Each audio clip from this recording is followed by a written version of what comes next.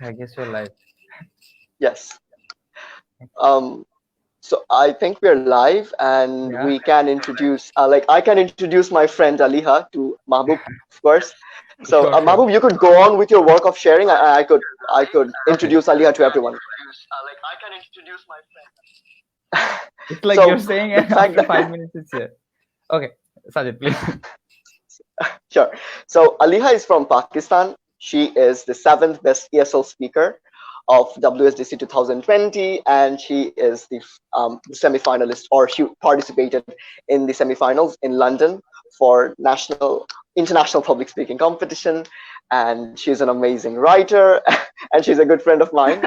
And Aleha, Mahbub is a friend of mine from Rajshahi Cadet College. He is one of the chief organizers for the competition OPSC, or organized by OEMACO. Like it's a charity-based organization, and they're coming up with this online public speaking competition with around 800 participants. So that's a huge reach. That's Yeah, awesome. it's more than 800. It's around 1,000. It's 950. That's even. And of course, Aleha was a part of RYC Global Online Public Speaking Competition. I was also a part of the competition as well. So Yeah. I think when it comes to the part of public speaking competition, without Aleha, I think it would have been incomplete, totally incomplete. So, Mahbub, up to you now. Yeah, you can share it now. So, assalamu alaikum, everyone. I welcome you all to a second interview presented by OEMACO. So, as you can see, Sajid already introduced her. We have a very brilliant guest amongst us today. It's Aleha Jehanzeb from Pakistan. So, Aleha is the national public speaking champion of Pakistan and one of the top 10 scorers in the international public speaking competition. And also, she was elected the 7th best ESL speaker of WSDC 2019. So, Aleha, how are you? I'm okay. Feeling a little heavy because of everything that's been happening in the world, but we're surviving. That's amazing. Actually, in this quarantine, these live sessions have become a very common scenario. But I can 100%. Yeah. guarantee all the viewers that today you will get someone different. She's a very brilliant girl, and she has so many talents. I cannot express it alone. Sajid, Like please come fast. I think Mahbub, Aleha will be the best person to express it. So Aleha, Yeah, without sure. taking any time, would you like to tell everyone, all our participants and the visitors, like who you are and where you're from and what you do? Yeah. All right. Hi everyone. My name is Aleha. I'm from Pakistan, and what I do, other than like wasting most of my time, I do like to think that I'm actively involved in social justice and in politics. I try to stand up for what's right whenever I can through different mediums, such as, well, primarily social media, but otherwise through different practical organizations, non-governmental organizations, etc. I'm also the co-founder of a online magazine that's called Musings of a Feminist, where we post the stories of different victims of sexual assault, as well as provide them with and connect them to different therapists and psychologists across the world who will be able to help them out with whatever they're going through, alongside running an NGO as well in Pakistan that focuses on a lot of different issues and like niches that we feel like are being ignored here. And the little time that I have left, I spend public speaking. So that's about it, I think. That's amazing. That's too Perfect. much. So Aleha, Honestly, it's not too much. I have an assumption. Like I have a story to share. One of the organizers and one of the organizer went to Google to research about you, to write something about you, and Today, yeah. they literally found an entire article on you, like an entire page With dedicated for all Aleha. those achievements, I couldn't finish it in one page. There's so much. It's truly an honor to have you amongst us, Aleha. Yeah. I feel Mahbub feels the same as well. So I think It is an honor it's here. perfect. So it's a bit late here, and we, first of all, we're really happy to have you. whatever the time is, and I think it helps around all the people who are watching it. We're gonna watch it later on, but Yeah. I think we should start on, like, right. So first, as you have said that you're working as a content developer as well as a public speaker, and you have an ambition for justice and social rights, of course. So could you please share your perspective on the current case scenario that is going all around the world that you would want our audience to know? What is your reflection about the world right now? As far as the pandemic is concerned, do you mean? Around this time, like what you think of, how is everything going on in Pakistan and all around the world? So in Pakistan in particular, alongside the pandemic and the lockdown, I think the time of reflection that everyone's gotten has led to a resurgence of the Me Too movement here. So especially among students and people who are younger. So a lot of people have come out about their stories that they weren't able to in the past, and the receptiveness, I feel like, is a lot more at this point in time as well. So for example, I won't go into many of the details because I do want to respect everyone's privacy, but a very notable school lost 3 of their teachers because of claims of sexual harassment here. That's a milestone achievement for a place like Pakistan. So I do think that there's significant amounts of change and progressive thought that's being implemented into the policies that we see, which is fantastic. And I do think and hope that we continue walking down the same route. But otherwise, I think across the world, we see, I mean, it's a difficult time. I like to think of it as something that almost every decade will have to experience. So in 2000, from 2000, in the 2000s, from 2000 to 2010, you saw the Great Recession. Before that, you had different pandemics that were coming up. You saw different reasons for why people were quarantined. So I feel like this is sort of our time. And the reason, I mean, it's terrible, but at the same time, I feel like it allows for a very important time of reflecting, of understanding how much of a privilege it is to be able to enjoy certain liberties, such as being able to go outside, enjoying meeting friends, etc. And how a lot of Aleha, do you mind if I interrupt you for a second? Of course. I think a lot of people, they're not finding us. Could you, Mahbub, share it again? I think you shared the other one. Like we could talk around and you could. Yeah, sure. Well, Sure. let me check So, it. Aleha, please continue. I'm really sorry. No, it's perfectly fine. I can understand. I'm also very technologically challenged myself. So I think what I was trying to say is that there I completely forgot what I was saying. Yes, it's a very important time of reflecting and understanding certain privileges that we hold. So, and how a lot of people in different countries aren't given those same liberties. So war-struck areas, especially around the Middle East, where people have been stuck in their houses or are disallowed from leaving certain areas, or just living in constant fear and dread of and uncertainty regarding what's about to come. I feel like the entire world now sees a similar political climate, and it helps us empathize at our core with what's going on in other places. And I hope that we sort of see that empathy manifest through more funding and more aid that's being given to these areas in the form of humanitarian efforts, a greater force on like political will, on generating that type of political will towards helping out these areas, etc. as well.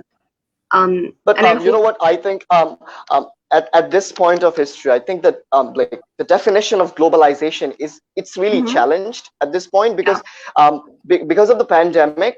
Like just as you have said that the world is connected, I could also point out that just because the world is connected too much, like just because it's connected on a like larger scale, I think because of such things like pandemics, the world economy stops all on a sudden because of the dependence of one central country. That I was reading an article on it a few minutes ago, that the dependence on China or a few countries for a particular amount of objects regarding or related to industrial revolution and industrial use objects, of course. And I also feel that there is an insurgent rise of populism, like right-wing populism all around the world that people are coming to face up with. And I think that is giving rise to many problems. So of course, you should be the best person to talk about it. But what we're most interested in, Aleha, we would like to know your story. Like where you got started, why you started, and how you came so far. Like I won't say that you have achieved everything, but I will say that at this age you have achieved a lot. And could you please tell where it all started?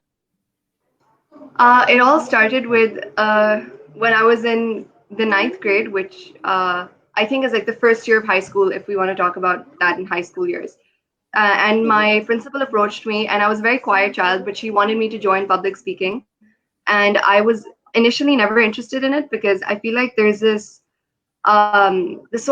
notion that we force upon a lot of women that the ideal woman is one who's supposed to remain quiet, who's not supposed to be too opinionated, or Yes. if you're talkative, or if you're someone who's makes their presence known as a woman, it's typically looked down upon in a lot of different areas. And I think that you're supposed to stay silent, or it's assumed that a woman will typically stay silent. So I think breaking that norm was something that struck me as someone. I really wanted to break that norm, and I found that this avenue was one where I was able to work. For 8 minutes straight, my opinions, my voice would be appreciated, and having an opinion was a necessity within this entire activity. Having a voice and being able to, Of course. commandeer the entire room was something that you needed to do.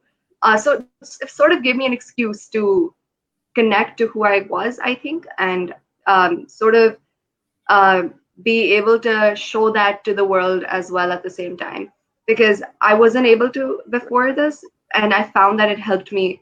And I think what mainly did drive me was setting an example for younger women across Pakistan, because even today, public speaking and debate, although it's more widespread than it was earlier on, it's still something that parents are a little more hesitant to send their girls into, especially.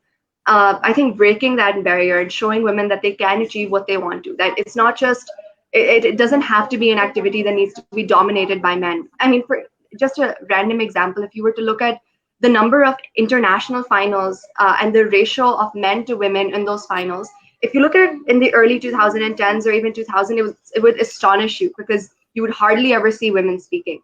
And now those numbers have slowly and steadily increased, and that's a fantastic achievement for all women out there. But that's sort of the example that I wanted to set for them, especially a little locally. I wanted to show them that Pakistani women can also achieve their dreams if they want to, and if they're able to work for them.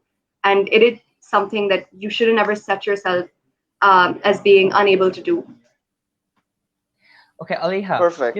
One thing I believe that, there's a quote of Winston Churchill that fear is a reaction and courage is a decision. Mm-hmm. I believe that, people can learn from you, from a star, when they can relate themselves. I always say relate themselves with that star. So if you would share with us the first time you were on stage and the feeling you had. Believe it or not, the first time I was on something stage, I've always wanted to know about Aleha. Like, where does she get all this courage and bravery? Yeah. The first time I was actually on a stage in front of people, surprisingly, was last year. So I'd never had the privy of being on a stage before last year, which is surprising, or usually shocking for people to hear. Before that, I just used to speak in like a room full of people, maybe. I think confidence develops over time. I mean, if I'm to be completely honest, I still get incredibly nervous whenever I'm speaking. I was nervous before this interview, or like just you could say session as well. I didn't know what I was going to say or what it was going to be about. So I do feel like being nervous is a typical reaction. But there is this quote by Audre Lorde that always gets me. And that is, we as a society have learned to respect fear more than we respect ourselves. And that hits me every time I think about it. Because if you think about it, it's true. We're scared to speak our mind. We're scared to take certain actions. We're scared to stand up for our liberties.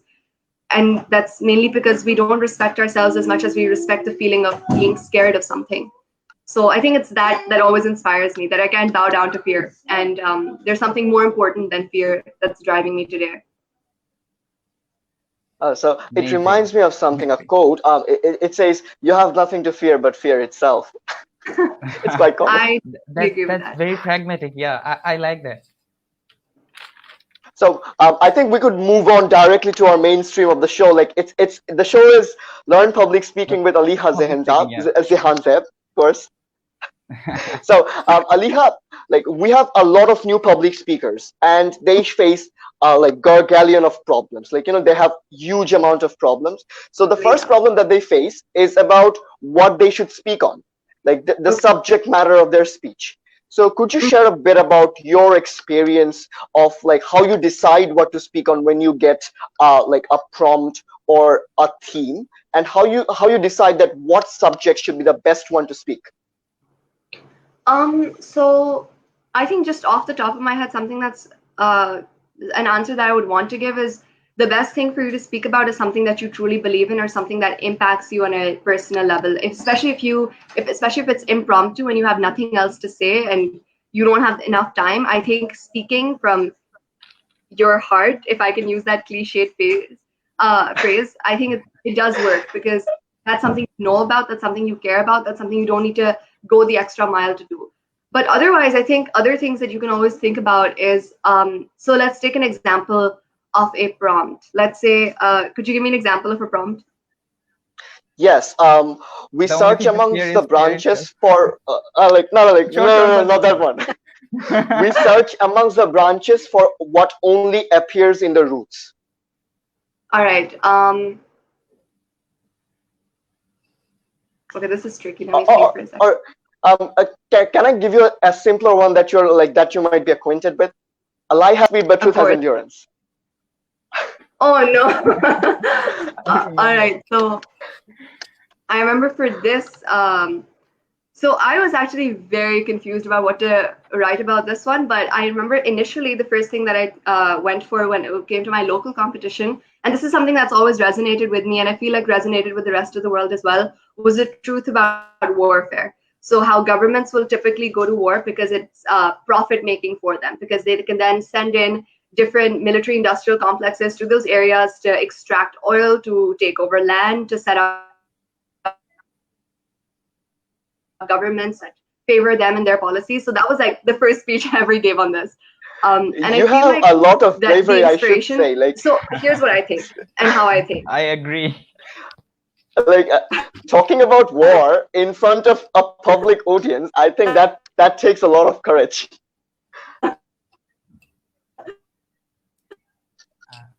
I think her video is a bit lagging. Yeah. She might come back. It's fine.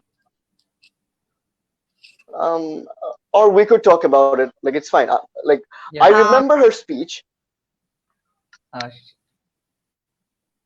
The video is a bit lagging, I think. Having some issues. Okay. Okay, Sajid, you're saying? I could say it. So on the first speech, on the prepared round, her speech title was not for the prepared round, but for the impromptu round. Her speech title had all of us surprised that she started with something that we didn't expect from her. I don't think. I'm so sorry. I don't know what happened. It's fine. It's fine. It's fine. You're here. You're here. Okay, it's fine. It's fine. It's okay. You are declaring war. Yeah, you're declaring a war. I was declaring war. Yes, I was declaring war on this topic as a whole.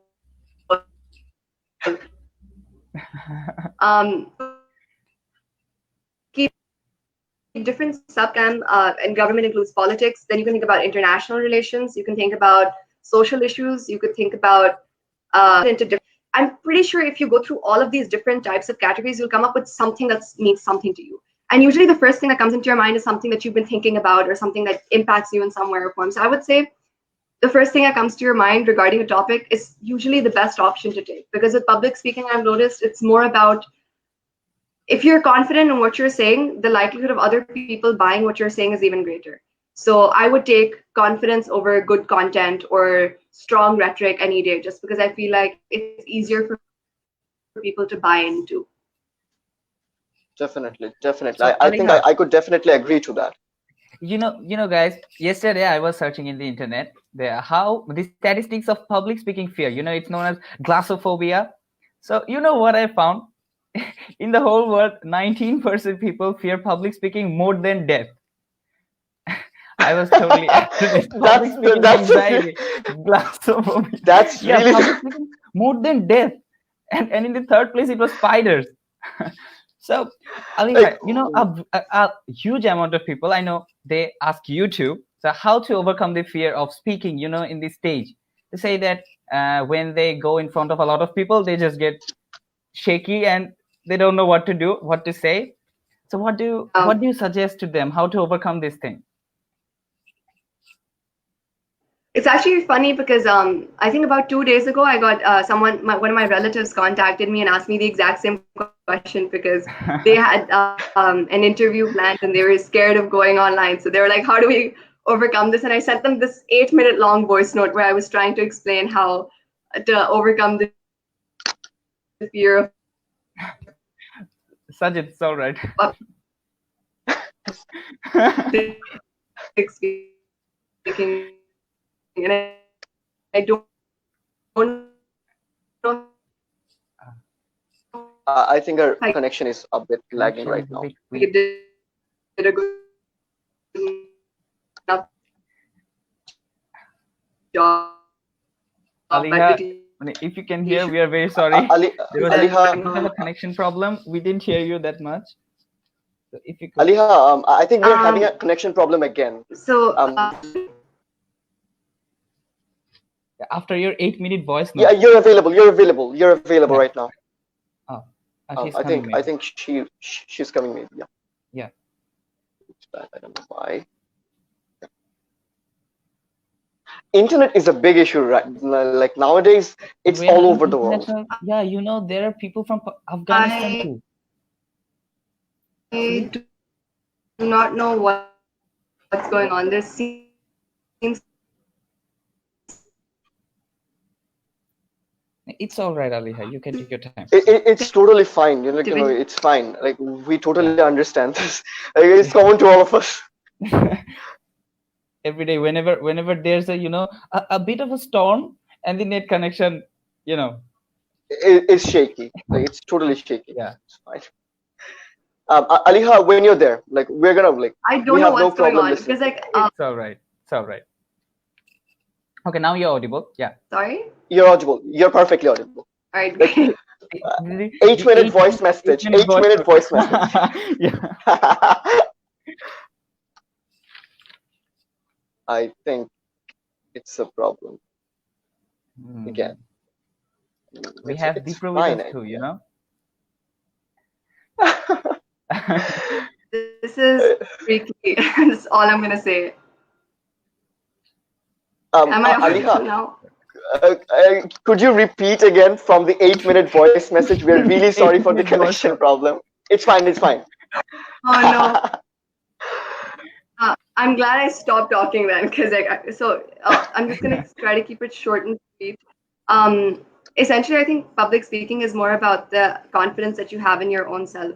And I feel like the fear of public speaking is more subconscious and psychological than it is an actual fear. And my reason for saying this is because we feel like the knowledge that we hold is inadequate, or it's not worthy enough to speak in front of a great grand audience that probably will judge us in extreme amounts because we're just not that confident in our own selves and in our own ability. And honestly, the best advice that I could probably give for this is people will buy whatever you have to say if you believe in it yourself. So there was this experiment that was being carried out actually. I think it was for an international public speaking competition as well, where this individual goes onto stage, and this might be a little PG of an example, but I'm assuming our audience is 14 and older. So he goes onto stage and he picks up a cigarette and he's about to light it, and the entire audience says boo all of a sudden and starts to tell him that he shouldn't do it. And he questions them as to why, and their reason is because smoking causes lung cancer. And he says, no, hold up. These are 8 other reasons as to why people get lung cancer, and smoking actually is like the 9th reason. It hardly ever contributes to it. No one cares. Like, it's completely harmless. And he says, is it from Muhammad Katani? Is it from Muhammad Katani of Toastmasters? This one. And he goes on for like 2-3 minutes about how smoking doesn't harm you at all and doesn't damage you, and you can do it. And then when he's about to do it, the audience is like, yeah, it's perfectly cool. And the reason for that is because he held an opinion, which was false, obviously, which he then disclosed later on as well. But he was able to convince them just because he was so confident. He used a couple of facts that he made up on the spot, and boom, everyone else, even though I'm pretty sure there were professionals in that field sitting in the audience, was probably believing and buying whatever he was saying. I think it's just as simple as that. If you are confident and aware in what you're saying, then other people are just going to buy whatever you're saying and take it at face value, because no one is going to be there and sitting and really thinking about whether or not what you're saying is true, because they're going to give you the benefit of the doubt and believe that you know enough about what you're talking about. Because when you're on stage or speaking in front of a group of people, then people just assume that you're the expert in that situation, or you're someone who deserves to be there and thus must know something about it. So I just think the same confidence that they have in you, you should have in your own self, and believe that you can do it. Amazing. Perfect. Sajid, Perfect. let us take a question, yeah? Sure. Sure. We have a question. So, Aleha, it's from Wasim Akram Mehdi. What is the first step of learning public speaking, according to you? Oh my God. I guess it's very hard.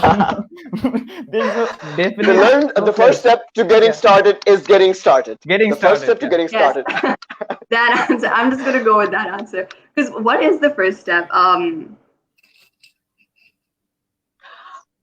Sajid, do you know what the first step is? How did you start? Yes, what was the getting started. Getting started in the first place. Like you have to get onto the stage and get started. That's what public speaking is all about. Yeah, you should just throw yourself into like the lion's den. Just go for it. You'll make it out alive. But I think one more thing that I was also thinking, that a knack to express yourself, that is also a very essential and a crucial step of getting into the field of public speaking, because that is what public speaking is all about. That if you don't want to express yourself, if you feel that your words are not important, your words will not be heard, and if you have that feelings, I think you won't go that far. But the moment you feel that whatever you say has some impact on your audience, you'll definitely feel inclined to this field. I think, Aleha, you feel the same. I want to say one thing. In our friend circles, you will see that there are people who has different opinions about different situations, but still they do not express it. They have the fear inside that they may be criticized, or their opinion may be thrown away. And I believe that overcoming this fear at first is the starting of public speaking. I would say, like express yourself. 100. I completely agree with you there, because you need to. I think there's that like validity that you need to give yourself, that your opinion and your voice matters, and that is honestly, quite frankly, it is the first step, because I feel like everyone has the ability to public speak within them. It's just the question of whether or not they're able to, or whether or not they want to, and that does come from that confidence within your own self. That, hey, my opinion matters. I know what I'm talking about, and I'm going to do incredibly well at whatever challenge, public speaking, this terribly daunting exercise presents before me. I'm going to kill it. No questions further asked. So it's just like developing that confidence in yourself. And if you don't have it, you should have mentors who continuously tell you just how incredible you are. And I know that Sajid and Mehboob are just as qualified, and I'm sure they're so supportive, because they've been so supportive about me regardless of how many connectivity issues I've had. Because we can relate to this. Because we can definitely relate. Hey, we are having a lot of questions. Okay, let me bring them up about this Yes. Yeah. Okay. Okay, let us see. Zumaina Panshi Khan. When talking about the topic somebody is very passionate about, how do they avoid letting sentiment take over their speech and remain calm and collected? Ooh, that's a good question. That's a really nice question. That's a really nice question. Yeah. Mainly because I haven't been able to do it myself yet. Because I remember on your impromptu speech, you were really feeling what you were saying. Like back in IPSC, right? Yes, Sajid, you are making me want to give a speech, I'm wondering how can it be? No. But I think we could go on to the answer. We could go on to the answer. Mahbub, if you could display the answer, the question again. Oh, sure. Yeah, okay. So I think there are two things that I would want to say here. Firstly, I just want to say that passion and sentiment, I think, make your speech only stronger than weaker, because when you're passionate about something, when you have that passion in your voice, it captivates the audience. It makes them feel like they're not talking to someone who's saying something robotically, but rather someone who's compassionate and feels something for that topic. And honestly, I think that's the most beautiful and well-constructed speeches that I've seen are those that have that passion, that drive, that sadness, even, I would say, in them. But secondly, I think if I was to say what helps you keep calm and collected, self-awareness.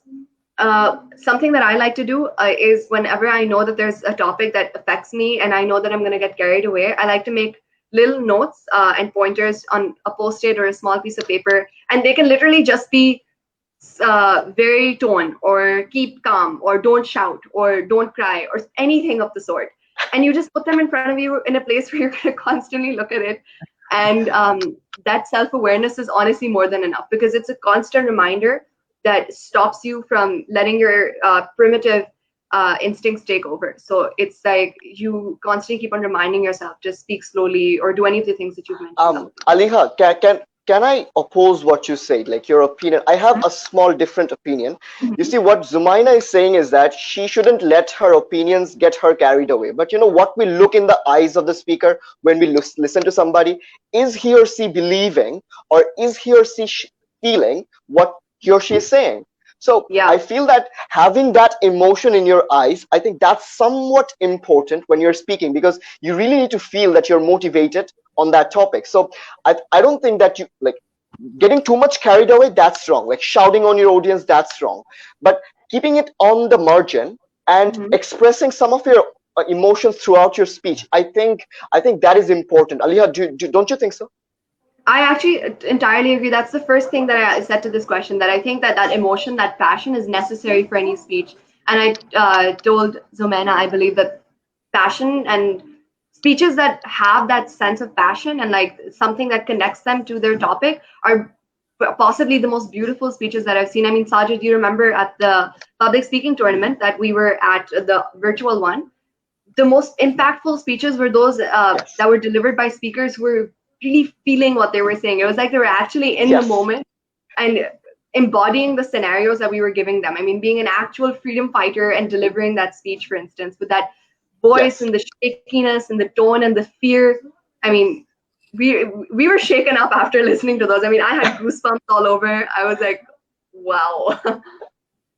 Because the situation, it was pretty realistic, and you cannot deliver like one of the situation was you are a partisan and you are going to be executed in a few minutes, so you have to feel that it's the last moment of your life and you have to speak like that. Yeah, I entirely agree with that. Yeah, I believe that if you talk about a subject which you are passionate about, it boosts your confidence, I believe, and it makes it very much easy for you to speak smoothly and to convey what you are really thinking of. Yes, definitely. I mean, we have a lot of questions for Aleha. You could just keep on showing them. Aleha, okay. Aleha, you were saying something. I'm so sorry to interrupt. No. We'll quickly answer all of them. It's all good. Okay. Let me fall back a bit. It was a question by Samin Adrin. If you have a different opinion which might be controversial to the regarding that context, it's about in the friend circle, when I was saying about expressing your opinion. Yeah. So I would like to elaborate the question, Aleha. The question is, what I think the question is, like in a speech, you might want to talk about, let's say, one of the most controversial topic is LGBTQ or female empowerment in some part of the world. So in that very space, you have different sort of audience, and that's a very controversial issue. So what would be your what would be your advice to people who want to talk on controversial issue and at the same time don't want to erupt a wildfire? I think there's a spectrum upon which controversial issues stand. So let's say the beginning of that spectrum might be, maybe women should have access to the same degree of schooling that men do. And I think that the exact opposite of that spectrum might be something that's a lot more, I wouldn't say extreme, but something that's a little more, that more conservative societies would be even more opposed to. So let's say something along the lines of the free the nipple movement is something that's legitimate and justified. So obviously a very huge spectrum there.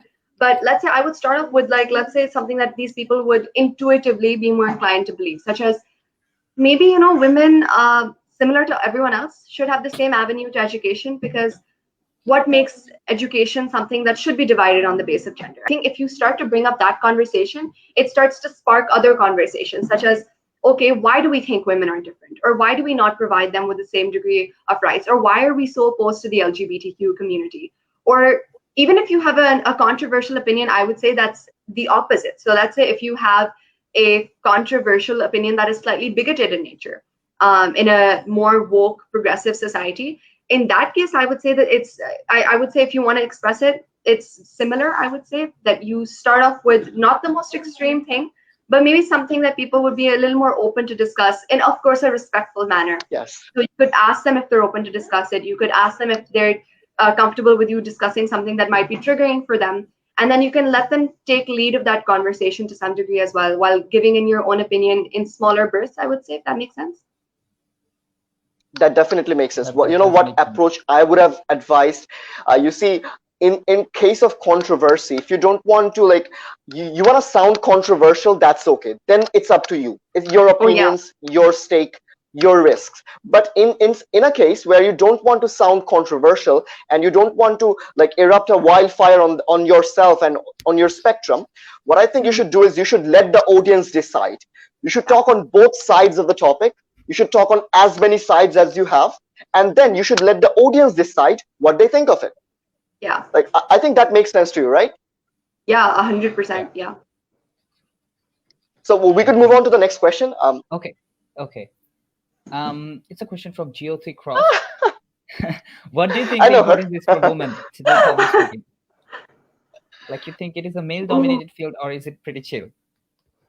I think we shouldn't take that question. Jyoti, would you mind if we don't take that question and answer to that personally?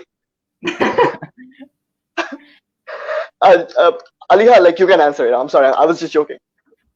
I think that the importance for women to public speak is definitely just the confidence that it sparks within them, as well as the fact that I do feel like it's high-key a male-dominated field in a lot of different aspects, especially if you talk about like it based on society. So I would say in Pakistan, earlier on, the field was mainly dominated by men. You have seen, however, a lot of women take over this space as well, and I feel like it adds to women reclaiming different spaces that they were kept from in the past. So women not being allowed or respected if they have too many opinions, for instance. I feel like you're kind of reclaiming that identity for yourself by going into public speaking, by saying that, yes, I can have an opinion, and I'm perfectly fine with having one, and I'm going to voice my opinion regardless of whether you want me to or whether you don't. And I'm going to be damn good at it, just by the way. So I just feel like that's necessary for women to do, and it's super empowering for them as well. And just like inspiring younger women to hold on to dreams that might have been impossible for others. Do you know, Aleha, Jyoti recently went to like Black Lives Matter movement, a protest, and she literally gave a speech there. I wanted a video of that speech, but that's not available. Honestly, she is so inspirational. She is so inspirational. I love you so much.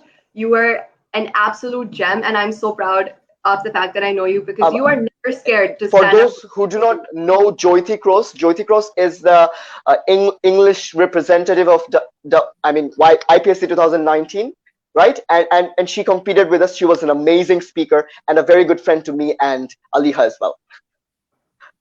We miss you.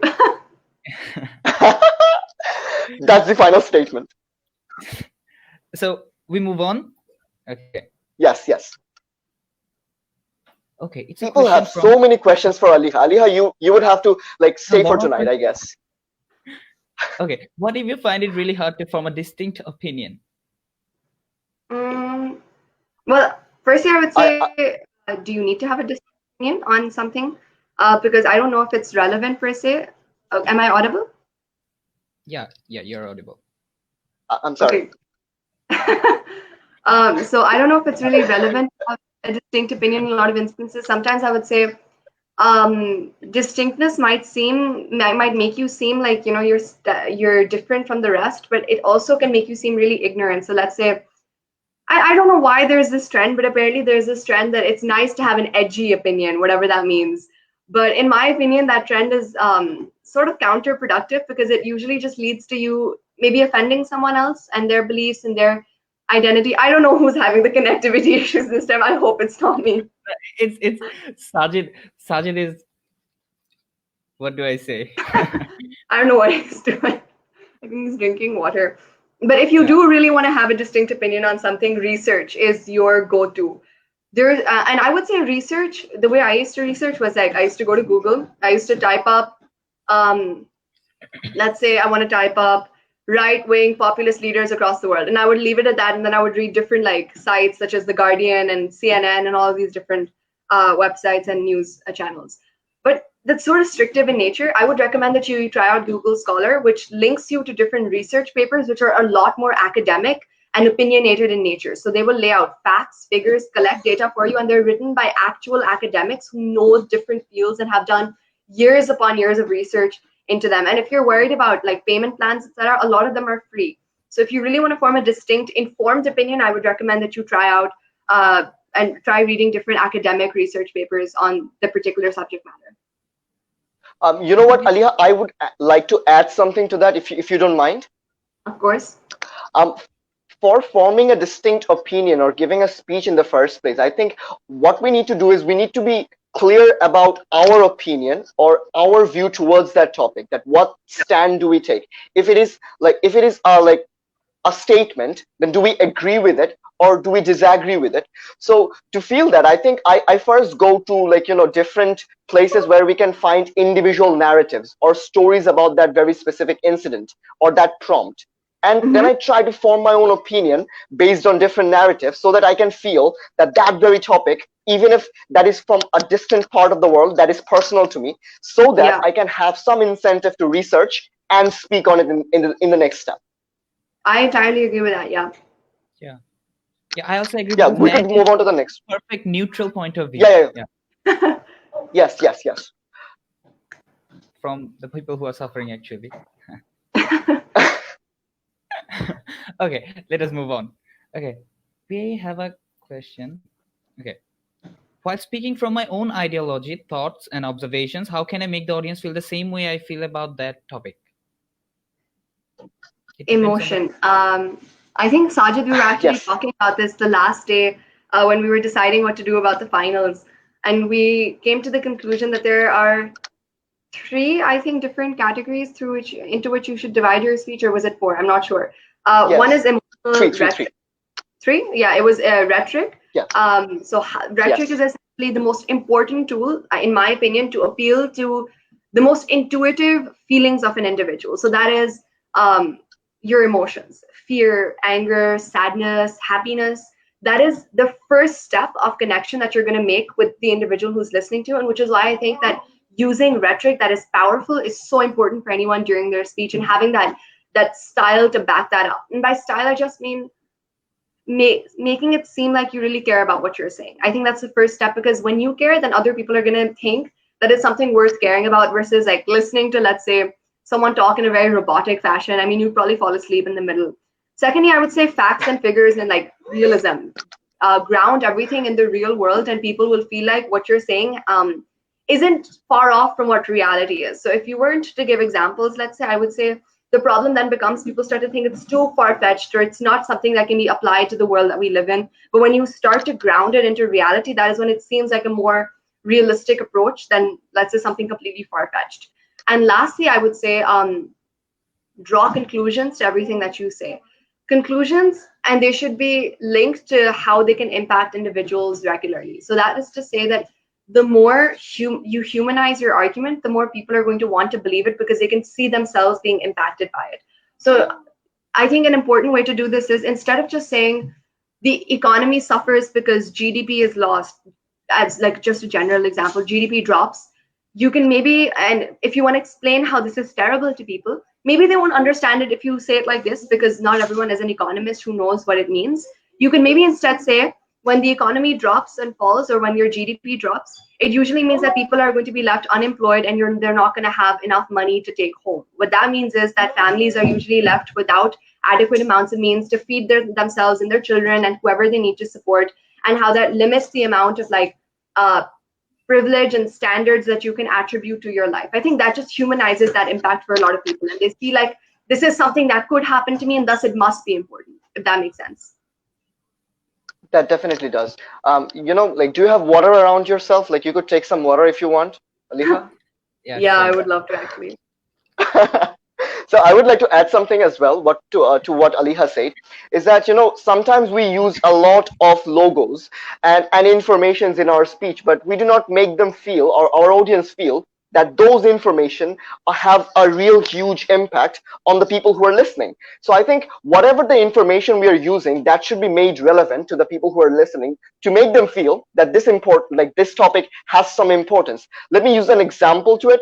Like in Afghanistan, if you want to make people understand what's the rate or what's the extent of suffering in Yemen or in Afghanistan, you need to, like, numbers do not look real unless you make them personal. So you could obviously use your personal examples, like comparing the number of Yemeni children who are suffering from cholera to the number of children present. Like what part of the present world population is currently suffering, or what extent what is the extent of its hugeness. So I think making information relevant provides your speech a good impact for the audience, if that makes sense. Yeah, I entirely agree with that. Because unless you need to make them care about it, essentially. Yes. Okay, let me move Mahbub, on. we could move on to the next question. We have a very, very interesting question now. Okay. Ooh, okay, excited. Okay, Aleha, what is the last thing you do before you step up on the stage? I dance. Okay, I can answer this one. I dance. I shake my body. I put my hands on the air and I dance. I listen to Eye of the Tiger. That is like a tradition for me. So every time I am about to speak, I will like blast the Eye of the Tiger using headphones, and I will just like jam to it and get into my zone, as I call it. So that's the last thing I do usually. That's what you do to keep up with your adrenaline rush, or keep it on a level that you cannot control. Exactly, and it works always. It gets me feeling very excited, very passionate. And I think we all love to listen to passionate speakers who are passionate about what they say. Yeah. It touches, when a person speaks with passion. Yeah. Yeah. Yes. Okay. Another question. If you see yourself failing to grab the audience in the midst of your speech, how can you handle such a situation? Khondokar Iftikhar Ahmed. That is an interesting question.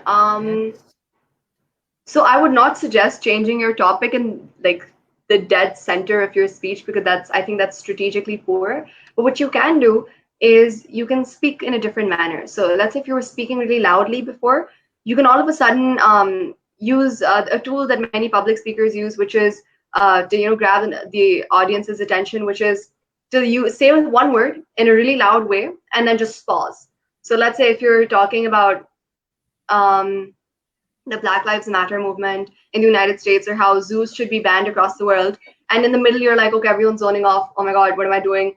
You could just be like, stop, and then pause for like a good 5 seconds and be like, I want everyone to focus on where the world is at today and what exactly is happening to the state of animals that live in zoos in captivity, away from their families, away from their natural habitats, unable to actualize, unable to be free. And I want you to picture yourself being put in a similar environment, and whether or not you would like it, being put there for show, for people you don't even know, for people you wouldn't want to be there for, without proper facilities and without anyone who knows how to take care of you.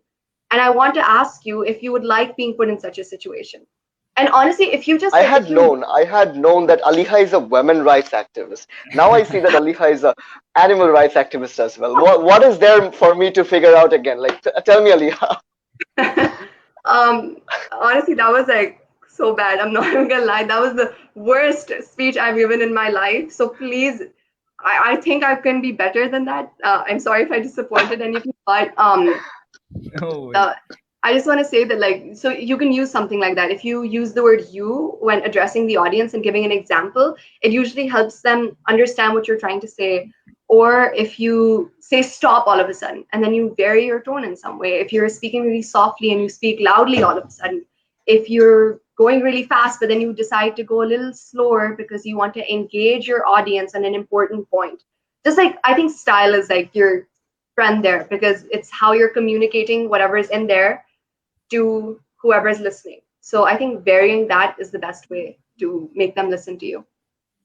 Sajid, adding to that answer that you said, I would like to pose a follow-up question that what do you think, what kind of role our voice plays, or our vocal cords play in case of drawing people's attention and sustaining it? Because not everyone has the voice of Morgan Freeman, right?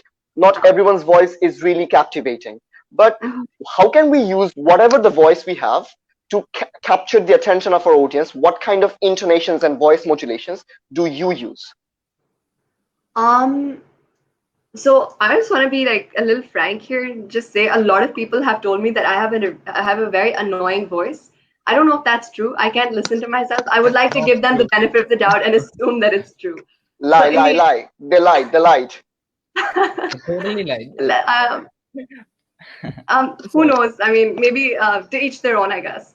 But I think something that I use is, well, I think starting off strong is really important, and I think that the starting is only there to engage the audience. So if you start off with like something powerful, and I typically would recommend my speakers to go slower when they start, just so that they can build on that suspense, and that suspense is what's going to keep someone listening to you. So if you are able to build on that suspense, usually using different tools, so an example that you don't know where it's heading, or a story that you want to tell someone, that the conclusion that they really want to listen to, or you can attract them to listening, etc. So I would say you can start off, regardless of the way you speak, regardless of the accent that you have or how your voice sounds, you could use that as a way to get the audience listening to you. And after that, honestly, I think it's more about the content than it is about anything else. If you are saying something smart, then people would probably want to listen to you, unless they're just bad people. If they don't want to listen to you, then we don't care about them. We're going to put them to the side. They're ignorant. We don't care about them. But the people who will care are those who will listen to you and who will not judge you just because they think you have a bad voice or an annoying voice. Because, I mean, so what? Yeah, I do. I mean, or I might. It's subjective. Some people really like my voice. Other people don't. If you don't have to listen to me. But I'm sure that you have an incredible voice and lots of people love hearing you. Amazing. Okay, just to make sure that I'm gonna make one statement clear. I'm really learning a lot of things from this. Like, totally, Aleha, thank you so much for joining. I can definitely understand it's your dinner time because you have younger siblings and you have to leave. But we would like to make it as fast as possible. Like, Mahbub, up to you. Yeah. Okay. Can I follow with a question, Aleha? Yeah. I believe that dramatization in the speech, I believe it as a necessary evil. Yeah. So what do you want to say? It is necessary. A bit of dramatization is very much important in the speech. It helps make your speech more appealing, more attractive. Definitely. But what I should say, an increased amount it's gonna destroy the speech. Definitely. I think balance is so important, because if you overly dramatize, then everyone's just going to know that you have nothing of substance to say, if that makes sense.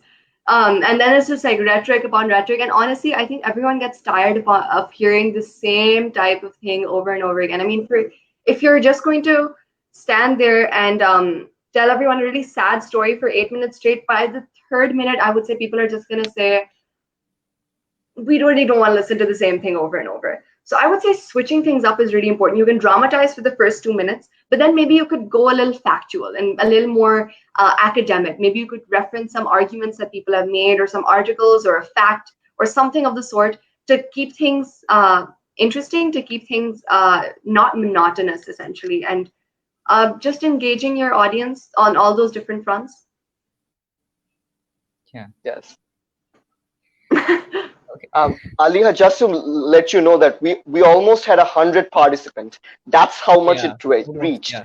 I have watched a lot of live sessions. I have done one live session where the number of participants were really low, but this session is going so well. I'm so loving this. Mahbub, you move on to the next question. Okay. How can we create a funny environment while delivering a speech? Tell a joke. I'm the worst person to answer this question, because I'm the least funny person that I know. I don't even try making jokes anymore in my speeches, because I know it never ever works out for me. But I would say don't try too hard, because that's something I tried to do. I tried way too hard and I failed.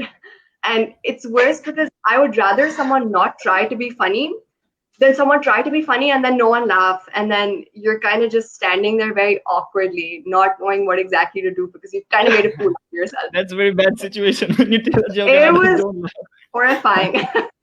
Horrifying. So if you're not a funny person, don't try to be funny.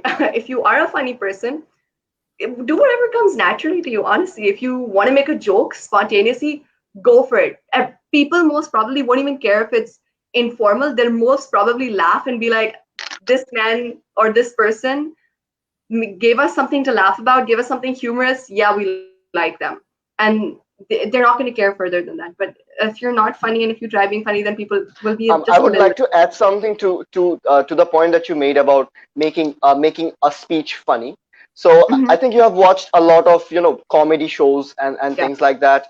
So I think we have a lot of comedy shows around, and some of the comedy shows are neutral. They don't have any specific subject group.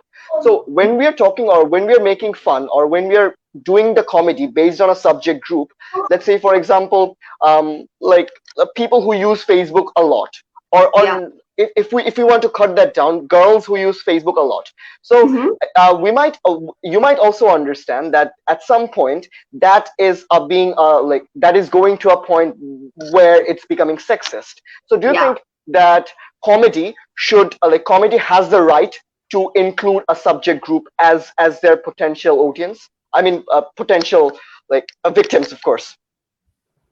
I think my response to this is varied. I think if you are off that particular subject group and you want to joke about it, because people do sometimes use humor to get over a lot of the terrible things that life throws their way. I think if that's the situation and it's not an overly offensive joke that people are going to people aren't going to be comfortable with you making, then don't make it. And here I mean rape jokes, no go. I don't care how funny it is. If you make a rape joke, you're probably going to make so many people uncomfortable. Harassment jokes, no. Jokes about oppression, no. Using the N-word as a joke, no. Essentially what I'm trying to say is don't be a bigot while making jokes. But honestly, I think what's really important here is just understanding if sometimes there are lines that everyone knows that are being drawn, right? So just don't try to cross those lines when making any jokes, I would say. Perfect. Aleha, a lot of my friends are wanting to know how long do we have Aleha for? Because some of them are having dinner and they're just going to come back. So how much time do we have you for? As long as you want me to be here, honestly. Like you don't want to dine or you don't want to have food? I've already had food actually. It's I'm so sorry I made you wait so long for this. Mainly because I was a little busy beforehand, so I had food before 8:30 just so that I would not have to leave early then. But all right, so we could move on. Today. We could dine here. I could bring my plate here I could ask my mother to feed me right now. Okay. Cute. Okay, I'm going on. Okay. Okay, I'm inspired by debate in public speaking. So is it right? It's Amit, right? Yes. I think what he means is by then public speaking, I think. Yeah. Or I guess. I also think the same way, yeah. Sorry, could you repeat what you think? What Amit means is what he wants to say is he likes debate more than public speaking, right? So do you think that's a noble thing to do? That's what he asks. If you want to debate more than you want to public speak, is that what you're trying to say? Yeah. Yes. He has another point of view. I'm just saying what I feel like. Sure. He want to express that in his public speaking, he has a touch of his debate. Yes. He does like debates a lot. I think that. So what should he do right now? Yes. Uh-huh. So Aleha, that's a question totally on debating. You because you are a debater as well as you're a public speaker. So you sometimes have felt that your debating skills have interfered into your own public speaking. Mm-hmm. Am I audible? Exactly. Yeah. So your debating skills have interfered into your public speaking skills. So do you feel that we have to restrain or we have to put a restraint on that very feelings of debating to be a better public speaker than a debater? I would actually say no. I think that debate gives you a different aspect, opens up an entirely different aspect of public speaking. So it makes you a little more argumentative.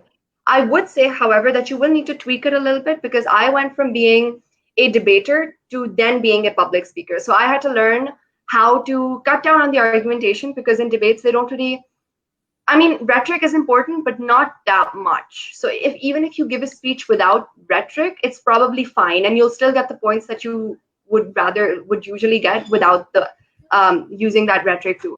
But I think in public speaking, you really need to focus on that emotional connection with your audience, because it's not just a judge that you're talking to when you're public speaking. It's an entire audience that you need to connect.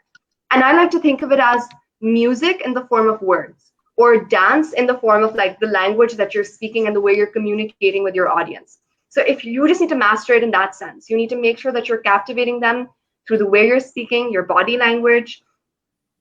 It's an act. It's a performance. That's how I would categorize public speaking. And you need to ensure that you are presenting the best version of yourself forward to whoever is listening to you. And I think debates is a little more spontaneous in that regard. So it's definitely possible. It's definitely right as well. I do think you need argumentation in it, but a little more performative, a little more drama, and you can do wonders even in public speaking as a debater. Perfect. So I think what Amit also means is that he becomes so much spontaneous and serious in case of public speaking that it more of like seems like he's debating to himself. So I think what Aleha wanted to convey, like what I felt, is that you have to put a little bit of restraint onto that, not onto your argumentation, because argumentation is really important, but you should control your debating instinct, like the features that you do during debate. You sometimes become aggressive, or you sometimes become really serious on something. But on public speaking, you want to show your best version. You want to show your clever version who smiles all the time, or who smiles at intervention. So that people get convinced that this guy has something to do with his opinion, and he's really serious about conveying it. Is that if that makes sense and resonates with you, Aleha? Yeah, it does. I entirely agree with that. So alongside with getting all the nice answers from Aleha, I think we are getting a lot of compliments for Aleha as well. So would you like to share a few on the screen? That's so true. Okay, let me show you some. We have from Pakistan. Okay, I'm scrolling this from the start. Yeah. We have people from Pakistan and Afghanistan. Some time ago, we had people from Afghanistan, and I don't know, like how do you have so much a big extent of outreach? Like this is huge. Honestly, I don't know it myself. I don't think that I do, but definitely So from today onwards, Aleha, I think you'll be getting friend requests from Bangladesh a lot, and you should be a little more catchy before accepting friend requests, because people always love to be around with people with strong opinion, and you're already famous in Bangladesh. All of them and send them to you and get your approval before I accept them. Yes. I'm really sensitive about my friends. Really sensitive. That's encouraging. Babu, we could carry on with the questions if you have some, or if the comment sections have one. Yeah. I'm going on. Oh. So Okay. How can we grab the attention of the audience? All right. That's something that what Aleha has already mentioned. But Aleha, if you want, you could skip to the next question or answer that. It's totally on you. I feel like it's already been answered. But essentially, if you want me to go over it again. Things, emotional rhetoric, or pathos, however you want to call it. Secondly, argumentation and factual analysis, and thirdly, real world grounding. Yes, I think that gives the audience the incentive to listen, because they're not bound to listen to you unless you give them a very good reason to do so, right? Yeah. Okay. Also, I like to say the first 30 seconds of your speech is the most important time of your speech as well, because that is when someone is deciding, is this person worthy of listening to or not? So make those 30 seconds count, and you have everyone in the room swooning over you already. That's very I think that's the best advice that I got. Like that's the best advice that I got. All right, I'm gonna write it down. 100% your grammatical rules, or make sure they understand your language. In case of non-native speakers, Aleha, we get this question a lot. You're not a native speaker as well, but due to your acquaintance with the language of English, right? you have a good accent, and at the same time your grammars do not falter that much, or even if they do, they are not like that much visible. But for people who are like joining this field, to them English is a foreign language. It's an elite language, and they get so much trouble while expressing themselves. The first trouble is accent. They feel that whatever accent they're talking on, that's not really acceptable to the society. And the second thing is, I believe, is that their grammar sometimes falter. Even though grammar has importance, do you think that sometimes we can care less about the expression and more on the ideas? I mean, expression in terms of language? Definitely. I think so. I think subcontinental speakers, especially ESL speakers, have always been insecure about the accent that they use. And I just want to say, we have such beautiful accents. They are so native and honestly captivating. I would say we need to let go of this slight neo-colonialism here, and we need to embrace the way we speak, because it's not our mother tongue at the end. And the fact that we're able to communicate so well in it already is something that we need to be super proud of. But also, ESL speakers are being recognized and admired across the world. India and China, which are two countries that don't have English as their first language, have won the World Schools Debating Championship last year and the year before that. And ESL speakers have been dominating the top 5 WSDC speakers as well, because people have started to, I think, care less about accents, care less about even if you're grammatically not perfect. It's more about, are you engaging the people you're talking to? Do you care about what you're saying? And are you able to say it convincingly? If you're able to do that, regardless of how well you speak or whether or not you have that fancy accent, you will captivate whoever you're talking to. And honestly, something that is biological should never hold you back, because it's not your fault that you didn't grow up in a country where English was the first language, and it's not your fault that you didn't have the access to proper grammar. You do have an incredible information bank that you can take access of at any point in time and use that to make yourself an incredible public speaker. And I know that all of you watching will probably and have that capability, which is why I know that you're going to make the world and me and Sajid proud one day. And Mehboob too. But Sajid more, because Sajid likes to act like the mom of the group, like, or the dad. Everyone you want to go with Sajid. Like, gender is fluid. Gender is fluid nowadays, my friend. Yeah. Okay, let us move on. Okay, it's Meha's Toma. If I were to give a speech on a hypothetical topic, should I express my own opinion or should I express the general idea of it? You could do both, actually. You could say that depends on what type of speech you're giving, but you can always say that this is the mainstream opinion of how people would perceive it. However, I disagree for these reasons. And I feel like if you take this route, it's a little better, because the people you'll be talking to will probably believe the more general idea of it, or the more generic idea or opinion that's held around a topic. If you can then take that and prove why you have a different opinion and why your opinion is more important or more valid or just as valid even, then that is when people start to realize, yeah, I mean, that makes a lot of sense, because she's taken our opinion and she's shown, or they've shown us why their opinion is just as relevant. And I think you should do both typically, if possible. Yeah, I believe finding the perfect balance is the key here. Yeah. Okay, let us move on. I also had a question before you go on to that question, Aleha. So when, like, can I ask this question, Aleha?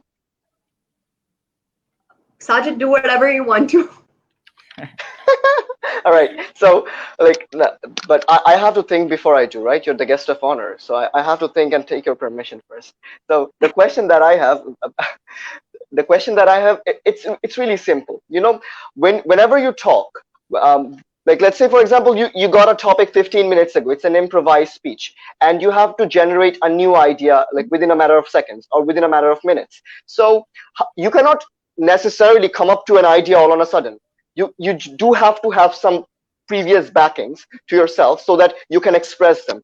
So do you think that having opinions beforehand, while you're like, anytime, for any person who has the right or want to express himself or herself, so do you think that having prior opinion built within ourselves so that we can relate it to whatever environment or situation we get to express is really a good idea? And what do you do to keep opinions to yourself? Like, forming your opinions that we call subject matter or content?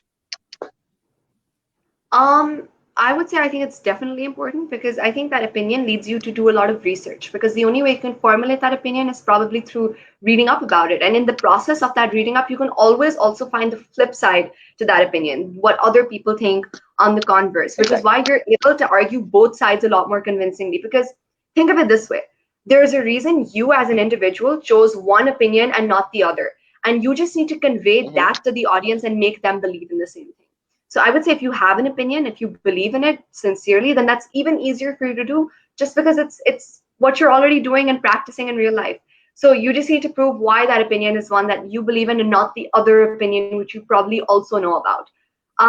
What do I do to keep these opinions to myself? Do you mean not voice them out?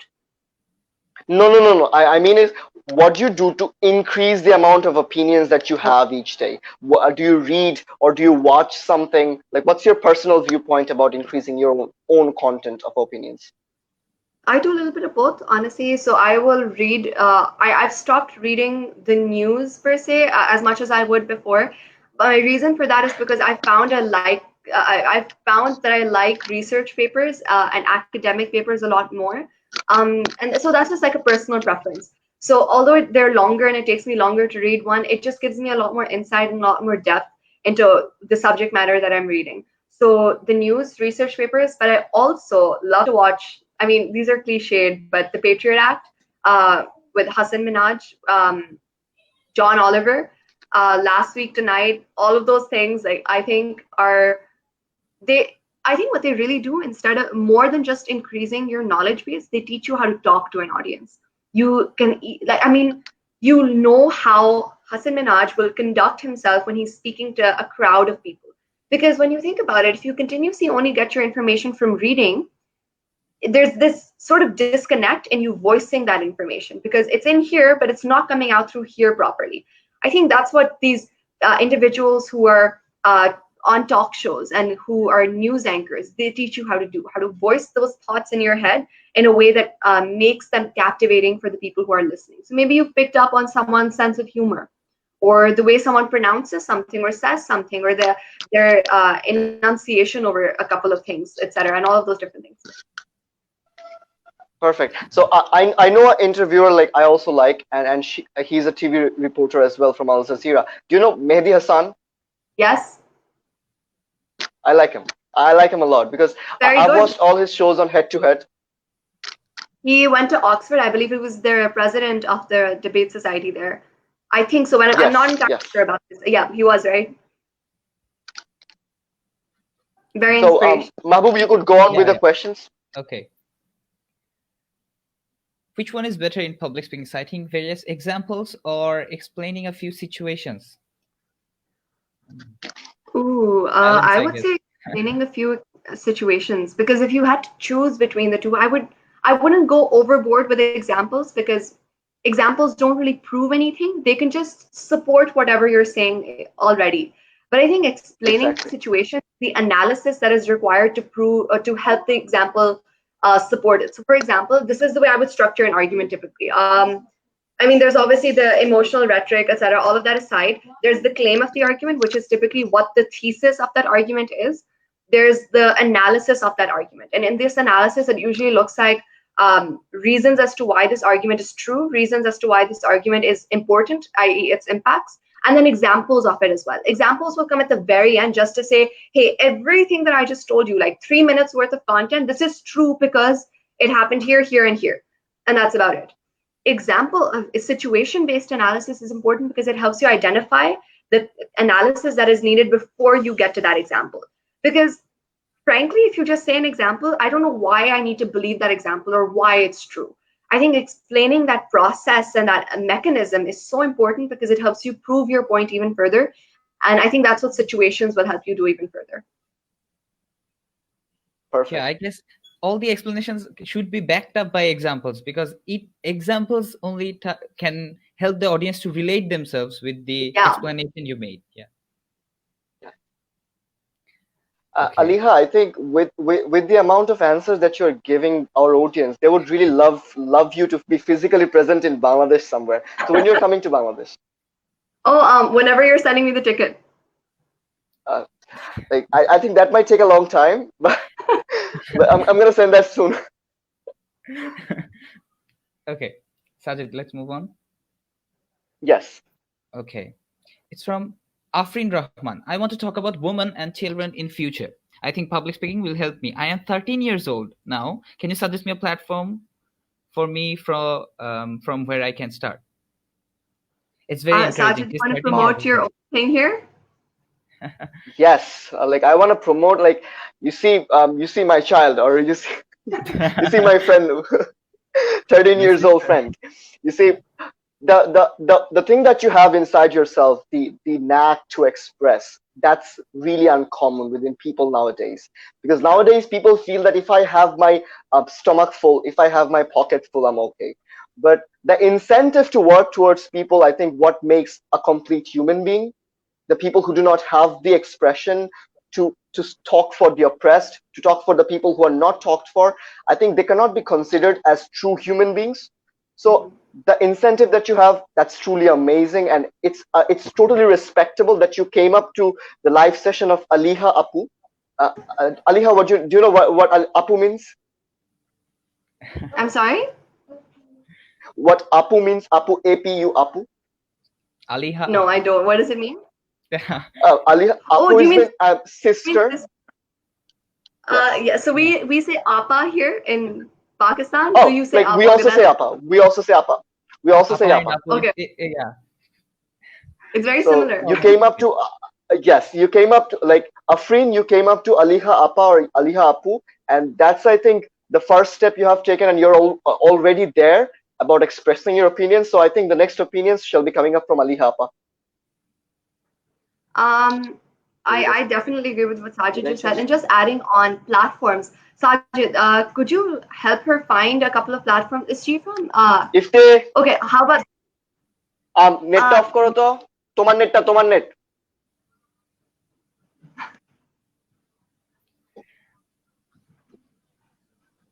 আমার net এত disturb দেয় কেন? Oh, It's all right, Sajid. We can I'm see so you and hear you very clearly. it's okay. It's all right. Okay, so Aliha, you were saying? Yeah, so I platforms I would say are divided based on where you're from. So you can message me or Sajid anywhere. I think will be linked or tagged in this video, so you can message us and like explain maybe where you're from and all those details, and we can definitely help you link you to different platforms that exist within your area for public speaking, and all those different opportunities. Because we would love to have you join our little family. So, Okay. like, can you please tell me what extent of what I said was like audible? Like, what All did of you guys listen? All of it about your All of net? it? I'm so sorry. Did I use any F word? No. It's all right. You didn't use. I didn't. We could move on. Okay. So, Golam Ishtiaq, how much does reading books help in public speaking? Can you suggest any books on public speaking? I think reading books helps a lot because. Yeah, sorry. No, Sajid, you can continue. No, I don't want to continue. I just wanted to give you the floor. Oh, okay. They do help out to a large extent, yes. But I also at the same time feel like there's no particular books that you can read for public speaking. Maybe books on certain subject matters and topic areas. If you would like, I don't have my list on me right now, but I do have a list that I can share with Sajid that then he can help get across to whoever is interested. It was the books that I have read so far and like the academic papers that I've read. Based like for my public speaking career or journey, so you can help share those with like whoever is interested. I'm sorry I don't have them on me right now, but I can compile a list of them.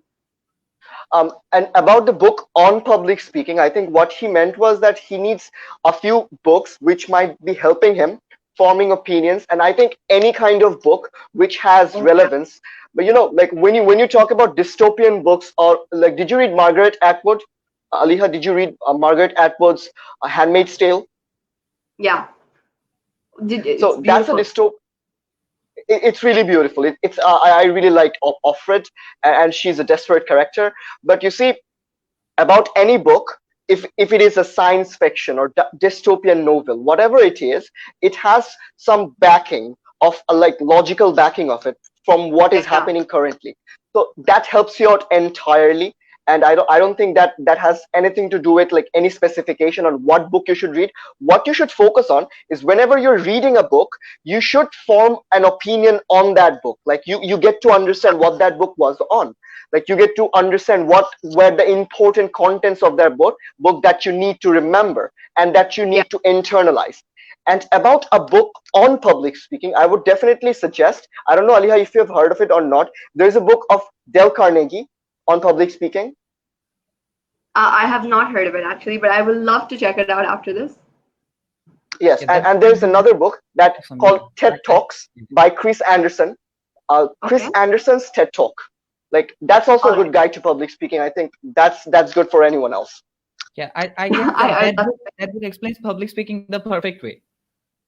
Yes, it does. Okay, so should we move on? Definitely. Okay. I don't know about you, Aliha, but I'm enjoying this so much. And Mahbub, I think you're doing the same. Definitely. it's an honor being here. Honestly, thank you so much for having me. I can't express how awesome it is being here. Of course, the honor is ours. Yeah. Okay, from Siddharth Paul. Imagine for a short time speech, suppose 2.5 to 3 minutes, you are given a vast topic. Now, what would you suggest to focus on? What content would you go for? I mean, it varies based on the topic, I would say. Yes. I would suggest if it's that short of a speech, go simple, go basic. The more complicated your topic, the longer it's going to take for the audience to understand what you're trying to get at. So if it's simple, I mean, simple isn't always bad. Simple can always open up a lot of avenues for you to explain that topic in different ways. And honestly, what's more important isn't even sounding different or having something that's distinct from the rest. It's just making sure that the audience understands what you're saying. Because if they can't even understand the point of why you're speaking what you are, then they're definitely not going to want to listen, or they won't understand why they just spend 2 to 3 minutes or 2.5 to 3 minutes listening to you. So that's my opinion. Just simple, basic, whatever you already know of, stick to that. There's no reason for why, when you're under pressure, you need to step out of your comfort zone, because then that's when you need to go a little back further into your comfort zone, stick to what you know, stick to what you're good at, and then just convey those points in the manner that you already do. Aliha, I got a question from a lot of my like juniors and my classmates that as you have mentioned in the very beginning, that the society has a stereotype that girls who talk too much, who are outspoken, are the most evil ones that you should be around. But the girls that I know about, my juniors and my sisters and my friends, they're kind of coming out of their comfort zones. They're kind of coming out against the stereotype. So what kind of advice would you have for them? Like, do you have anything for them to say, like, from your perspective? Well, firstly, I would just want to say I'm so proud of you for finding that strength in you to come out and be vocal. I know it's very difficult. People are vicious and they will come at you from every angle, but you are someone who can do it. And the fact that you are trying to get there in and of itself shows to me how resilient and powerful you are. And secondly, it's always possible. I know there are going to be points where you feel like the entire world is against you, but you can find a home in a community that respects you and is willing to accept you regardless of these trivial things. And it's really important to find that home, because I think support can help you go a long way. Love can help you go a long way, because it reduces the inhibitions that you put before yourself in your own mind. And it's more of a subconscious thing, right? Because when no one else is supporting you, you feel alone and you don't want to do it alone. So find that community, yes. Reach out to that community, and then stick by them and know that they will have your back regardless of what happens. And the haters, no one cares about them. You're going to show it to them one day when you're a lot more successful than they are, when you're speaking your mind and living your life happily. Because who wants to live a silent life? No one. I personally believe that if you have an opinion, if you have an opinion and you do not express it due to your fears or any kind of shortcomings you do not express, I believe it's kind of a sin, because the Yeah. world has the right Yes. to know your opinions, And because you have the your right. opinions may You, be you very owe it to valuable. yourself. It definitely, yeah. Yes. Yeah. So the quote goes that the world has the right to listen to you, and you have the responsibility to speak for it. Yeah. Yeah. I heard it from Sajid a lot of times. I I'm told you really he's good a- at making up quotes. What? He's like the whole forward like WhatsApp group messages to you and be like, I found this really nice quote, and read out those quotes to you. It's not a bad thing. That's a good thing. I Okay. take that as a compliment that I barely get. Okay, so we take another question. Nahian Haq. However, from where can we learn the proper body languages for public speakings? From Sajid here. He's such a And from accomplished Aleha too? public. Are you trying to undermine the mentor of this session, Aleha? This is what I invited you for? I'm outsourcing my responsibility. Honestly, I would say look up different speakers, because learning from example is an awesome way to pick up on different skills, etc. So if you look at how other people speak, maybe you can learn what kind of body language is acceptable or really looked favorably upon. Also, record yourself. It's super cringy. I have never been able to watch a recorded version of myself speaking without cringing and wanting to go dig a hole. I remember Sajid sent me my impromptu speech from ASU and I wanted to cry. But it's difficult. We can pull through. When you listen to it for like the 7th, 8th time, it doesn't sound that bad anymore. Maybe because you've gotten used to how terrible it was. But that's just my opinion. Record yourself and watch it over and over and try to figure out how you can make yourself better. Does your hand movement seem really shaky and awkward? Maybe you could figure that out. Or are you a little too stiff in your spot and like not moving? It's really important to have that self-awareness and to know what you're like when you're speaking in the moment. So yes, record yourself, as scary as it can be. Yeah. A few days ago, I read about a research, a research done with some basketball players. So the two groups of basketball players, they were taken, and for 1 month, one group was given to, shoot free shots in the ground. 1 month, they were given the opportunity to practice free shot. And the other group of people, they were told to mentally think about doing free shots in a field. They used to sit in their house and mentally do some free shots. And at the end, after 1 month, they were taken together, and it was a test. They were told to do free shots, both groups, and very surprisingly, the result was more or less equal. So I believe, and I also suggest that you learn to a lot of you see a lot of speeches. You see how people use their body to attract people, to enhance their speech quality. And I believe watching different kinds of speeches helps you a lot. Mahbub, can I draw a parallel to your condition? No, I don't. Sure, I don't agree to this. The first thing is, Aleha, I don't know why you agree to this opinion, but I have a direct contrast to this. You see, I have tried this. I have tried to like make myself feel that I'm studying, and that doesn't necessarily like accommodate itself that I'm physically studying and thinking about studying. So thinking about studying doesn't get you good results, does it? It doesn't. It does not. I think thinking about studying helps you generate that drive that you need to in order to study. Because if you're divided and not thinking. Yeah, I believe that I'm really bad at making jokes. I don't know why. I was trying to make a joke here, but like it's fine, guys. It's fine. You seem dead serious, I was thinking you're like, if you want to study, am I? Yeah. So I was like, yes, okay. Answer time.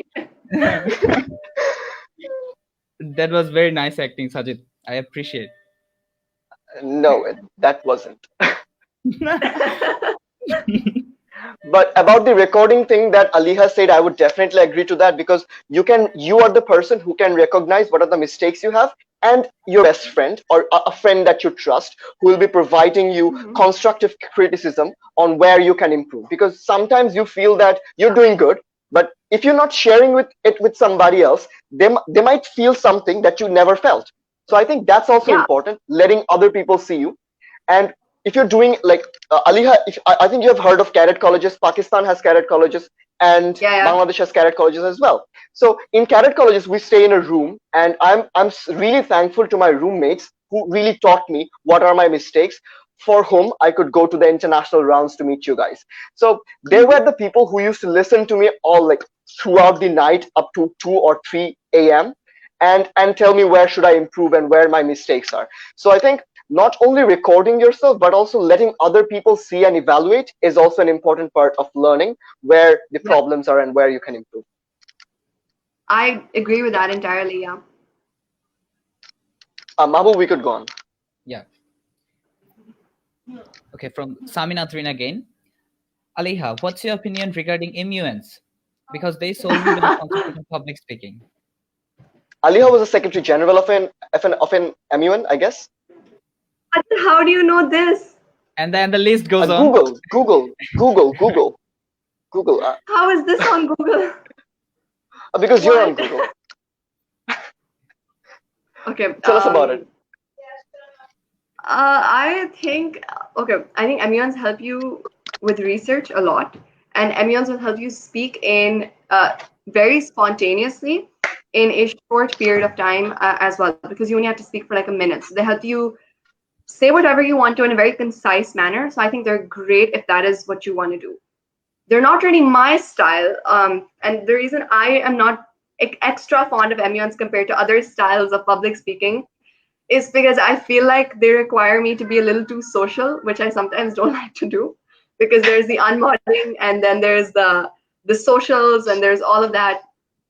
So sometimes it gets a little overwhelming for me.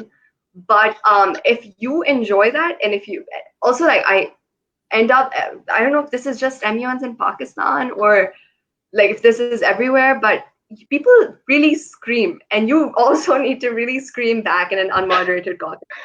So I have to like wear these long heels because I don't want to be shorter than anyone while screaming, and then I have to scream for like 5-6 hours, just scream and scream and scream, and honestly I get sick and tired of it. So they're not my thing because of that. But if they're your thing, then go for it. They're fun. They can be very fun. I know people who love them. So yeah, they can help you out. But I just like I You know what, Aliha? People here have a like really nice incentive for going to MUNs, which we shouldn't be talking about here. I am well We aware of should. that. Yeah.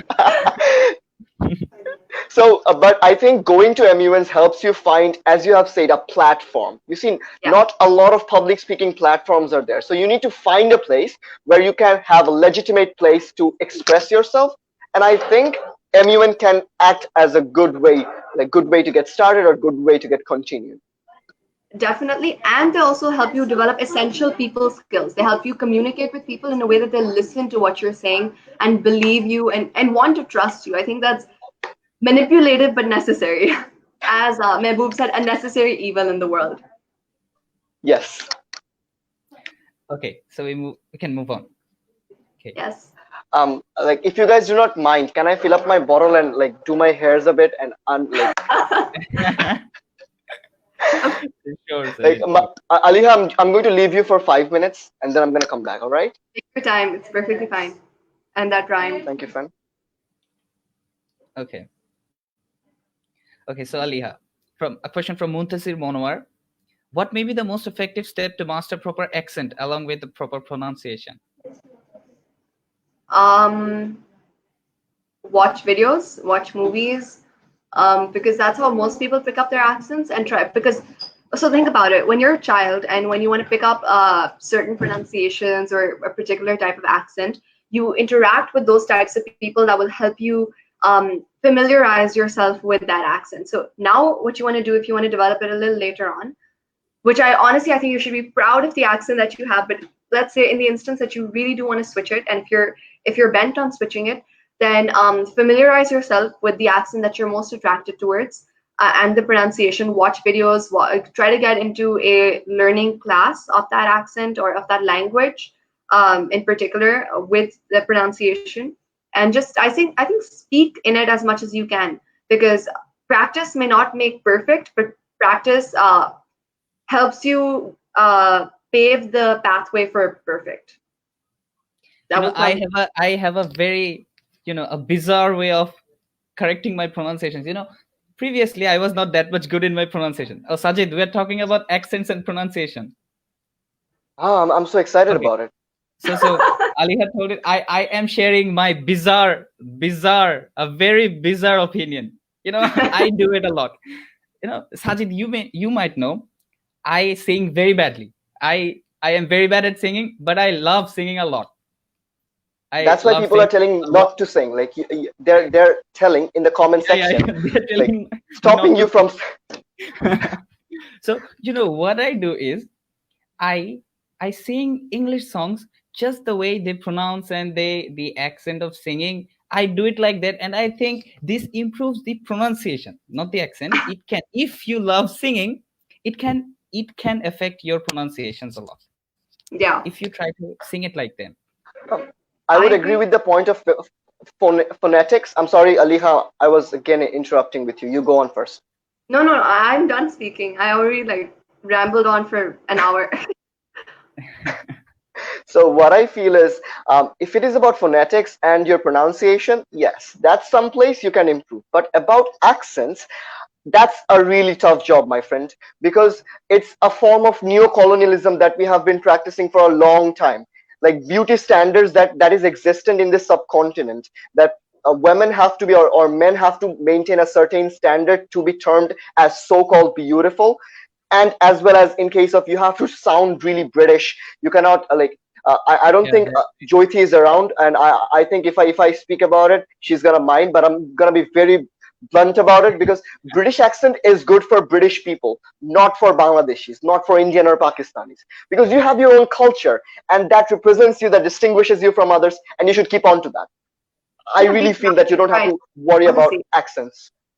Yeah. Aleha, you Sure, Aleha. No. You guys can talk, honestly. No. I want you to talk. Like you speak about it.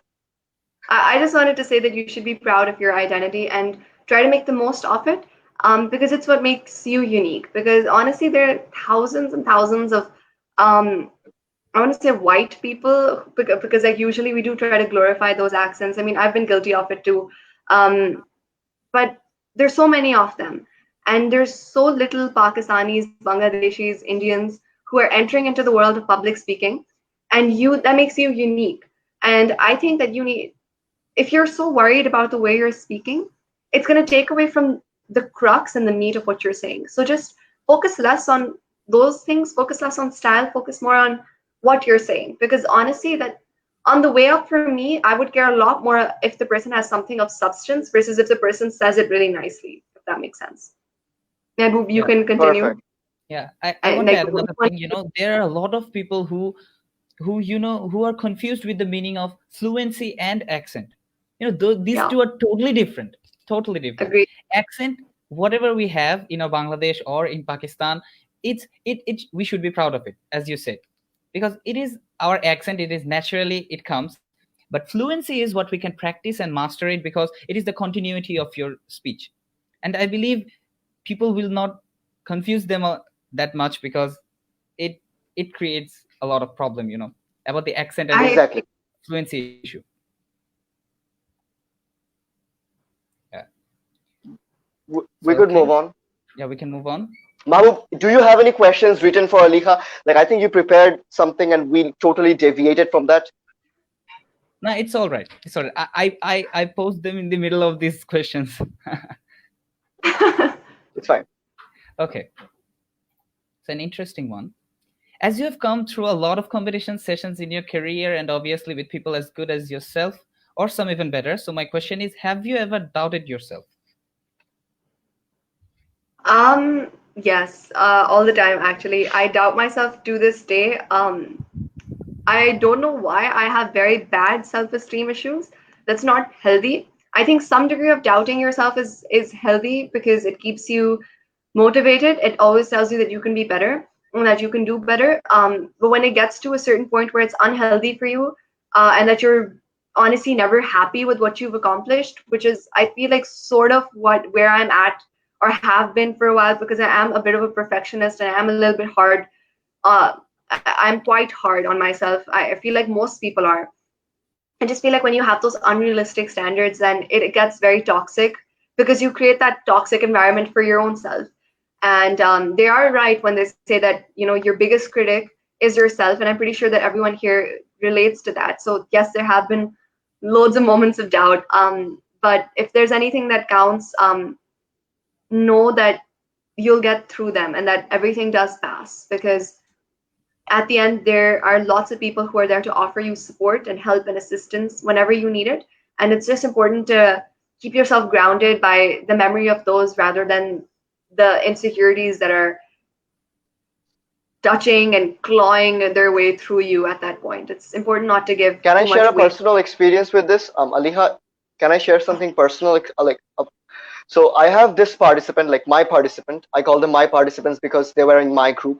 So one of Okay. her name, I don't want to mention her name, but you see, when she first went up to the stage to sing, she was highly criticized because of her father's position, and at the same time because she was a really small child and she made a small mistake, and her father's position was questioned because of it. So you see, that acted as a childhood trauma for that young little girl, and that's what she feels even today. So I will say that whoever is there who's feeling that moment of child trauma or anything that pulls you back, you have to know that these things will keep pulling you back until you learn how to fight them back. You have to look at the future, but True. you cannot forget your past. You literally cannot forget your past. You have to understand that whatever the situation was, it wasn't good, and you don't have to keep that situation pulling you back. What you could do is you could use the opposite. You could use that very situation to push yourself forward, and you could literally make a best version of yourself through that. I really believe that trauma shouldn't stop you. I entirely agree. Okay, let me add something to it. You know, Yes. it was yesterday. I saw a video in Japan. Did you see it? In Japan, if a bowl breaks, No, I didn't. I didn't. in Japan, if a bowl breaks, they mend it again by filling up the cracks with gold. And you know, they believe that if a person, or it can be an object, if it is broken and has history, then it gives him or it a new beauty. They believe it, and I also believe Wow. it's true for humans too. That is a Perfect. very beautiful way of looking at people. I wish we did appreciate, not appreciate, sorry. I wish we did accept that trauma, mistakes, and flaws and bad things happening are normal instead of not talking about them as much, because it kind of makes them taboo and it makes people shut up about them and keep them inside, which is honestly unhealthy because it's so toxic for the only person to have those thoughts and be able to regulate them as if it's just your own self, because you know you're the one who has all those insecurities in the first place. I totally understand. I think, Mahbub, could you please entertain a question from Tahmid Tashfin? Tahmid Tashfin. Oh, all right. Yes, Okay. he's here for Okay. a long time. What is your purpose to speak, and how do you arrange your content? Like, based on what kind of message to persuade people? Revolutionary or emotional? Ah. Um, what is my purpose to speak? What's your purpose to speak? Like, I know what's your purpose to speak. What is my purpose to speak? To convince your audience that you are the smartest person living on the room. No, that is not true. To convince my audience, yes. The rest is not true. But yeah, But it is to. I think that should like the latter portion of it should be at some point or at the beginning or at the end should be your motto, because you see, Yeah. when you feel that you're the person with the power to express, and you're the person on that very subject to express the best opinions, I think that's a good thing to do, because when you I feel you're the entirely. best person to say, yeah. Sorry, continue. Like that's what I feel, that if you feel that you're the best person to speak on this topic, then only you'll be able to be confident and provide that amount of connection that the audience are demanding. That's very true. Yeah. Like I think I said this in the very beginning. When you're confident in your own ability, then everyone else is just gonna buy what you're saying. Know that you are someone who has some degree of knowledge, a high amount of knowledge rather, regarding that particular field, and people trust you. People give you the benefit of that doubt, and all that you need to do is trust in your own self at the end. Perfect. And how do I arrange my content? I'm sorry, I didn't understand the second part of this question. Sajid, could you help me? How do you arrange, I mean, the arrangement of your contents? Because, like in some speeches, we start with a story and then we go for the reasoning of that story, or like, as you have said, the statistical analysis of that story, and then we go for a conclusion. So what I mean, I think Tashfin wants to learn is what should be the ideal structure, if there is an ideal structure that he or he should follow to make his speech appealing to the audience. I think I've already mentioned this: emotional rhetoric Yes. and impacts. Sorry, not impacts. Yes, Emotional yes. rhetoric and just, I would say, appealing to your audience. It can be emotional, or it can even be to some degree logical. Then comes the actual like meat of the argument, or what you're saying, your claim, followed by the analysis of that, and then the different impacts, followed by an example, maybe just to kind of really glue everything together and help support everything that you've just said or spent like a long time saying, because then that just validates all of it. And then at the end, maybe you could give like a short and sweet summary of what you've just said. And I honestly think that having something like a very impactful line to end on is so important, because that is the last time that the audience, let's say, is going to see you. You want the last image that they have of you, or the last thought, to be one that is positive, to be like, whoa, like that last line, yes. Because it's psychology that the way we grade people is usually based on the last perception, then we go up to the first. So that's why I said the first, because that's why they're going to engage and listen to you. And then the last, let's say 30 seconds, most important time of your speech. Yes. You see, what I term this as is that, like, you have to give your audience something that they can take home to. Like, they will take home a feeling that I have listened to a speech which can or has the effect of changing the way I see the world. Yeah. And I feel that should be the motto of any speaker who is there to listen, talk to people. I agree with that. Like, Mahbub, you want to add something with that? No, like, you want to add something with that? No, I don't have anything actually. Okay, so we can take our last question. We have one left. Okay. Aleha got happy. No, it's bittersweet. Okay, it's from Tahmid Dipto. What is the future of being a public speaker other than owning smartness in oneself and getting experienced? I guess public speaking. I believe public speaking is important for every sector of your life. It is not, a way of life, but it will affect your way of life, whatever you become. Yes. Yeah. I think that's the complete answer to this question. Yeah, that's honestly the perfect answer. Yes. Thank you very much. Okay, so as we have no more questions, so Aleha, so what plans do you have for your future? Now, let's share with us. Should I get my list? Aleha is just thinking. Should I get my list? To keep it short, for in the immediate future, for the late future, I think you'd need to specify. Let's say the late future. What's your ambitions and goals? Yeah. I want to leave an impact on this world that helps life become a little easier for the people who will come after me. Because I feel like while everyone fears oblivion, the only impact that we can really leave of ourselves after we pass is the legacy that we leave behind and the people who will remember us through the good deeds that we've done. So I want to create and generate that impact and help people who aren't able to, I wouldn't say not necessarily help themselves, but people who life gives the shorter end of the stick to and doesn't treat that well, because those are the people who deserve and need an extra helping hand. And if not fight for them, then honestly, I would say that my life would be sort of wasteful, because I have grown up with all of these privileges and I'm privileged enough to speak here before you, but a lot of people haven't. And I just want that one day they be able to convey their experiences and talk to you about their life and their accomplishments as well. You know what? I just got Very sweet. intrigued to know what's the plan for the immediate future. The immediate future is go to college, graduate from college at this, and simultaneously help out disenfranchised groups within the global south, especially like the three countries, Pakistan, Bangladesh, and India. Different groups there here. So, for example, the Hijra community in India, different religious minorities across all three countries, etc., and help up.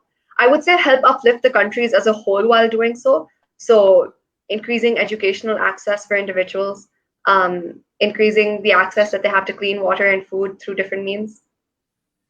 That's so sweet. We are having a lot of these kinds of things. Actually, I skipped them at the time of looking for questions. Okay, so you can carry on. No, that's about it though. I don't know, like Aleha, like could you please tell us that why do you feel like you have mentioned in the long-term goals that you want to leave an impact of your presence. So why do you feel that you have to work for disenfranchised group or minorities? Like you can obviously, like it's not a question of mine. I obviously know the answer. I think the audience need to know that why they need need to feel that they're not satisfied until they're working for people who need to be worked for, right? So why you're working for those people? Why do you have an incentive to work for those people? Like they do not mean to you, you don't know them personally, but still you want to work for them. What's the reason? I think on my quest for finding out what the purpose of life was, which honestly was really short, and I'm no philosopher, I came across this realization that I'm actually a very boring person who has nothing unique to offer, frankly speaking. And I realized that I could go down the mainstream route. I could not really care about social justice, but then I would just be another face in the crowd. And honestly, that hurt me in a lot of ways because I was the same person that I want to now help uplift. I wasn't always like I wasn't born with privilege. I had to, like, growing up as a woman, I had to overcome a lot of different things, and that honestly, I came to points where I wanted to give up constantly. And I don't want that other people be in those positions because I know how easy it is to give up, and I know how difficult it is to survive in such a competitive and cutthroat environment. I just think that if I'm not able to give people what I would have wanted for my own self, then I'm a hypocrite in my own right. And I would not want for that to happen. But also for people who are just privileged, honestly, you live life and you're happy and content with it, I'm sure, but you could be the face of change in the world.